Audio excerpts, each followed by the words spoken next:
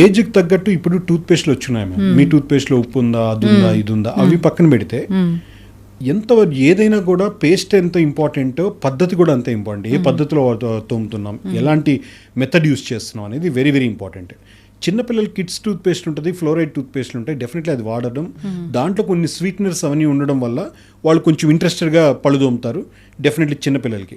పెద్దవాళ్ళకి ఏంటంటే ఒక ఏజ్ అప్ టు 40 years ఆ 35 years ఏ ప్రాబ్లం లేని వాళ్ళకి any general toothpaste proper మెథడ్లో morning 2 minutes, evening 2 minutes brush చేస్తే సరిపోతుంది. అబవ్ 40 years వాళ్ళకి కొంతమందికి పళ్ళు జూ అనడమో లేదా ఎనామిల్ అంతా కూడా అరిగిపోయినప్పుడు వాళ్ళకి కొంత కేర్గా తీసుకొని సెన్సిటివ్ టూత్ పేస్ట్ అని సపరేట్గా ఉంటాయి.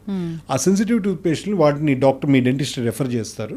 అది యూస్ చేయడం వల్ల డెఫినెట్లీ ఆ సెన్సిటివిటీ కంట్రోల్ అవ్వడమే కాకుండా పళ్ళ స్ట్రెంత్ కూడా పెరుగుతుంది.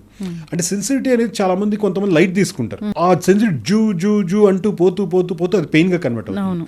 సో ఇలాంటివి రాకుండా ఉండడం కోసం ఇనిషియల్గానే తీసుకోవడం వల్ల జాగ్రత్తలు క్లియర్ అవుతుంది.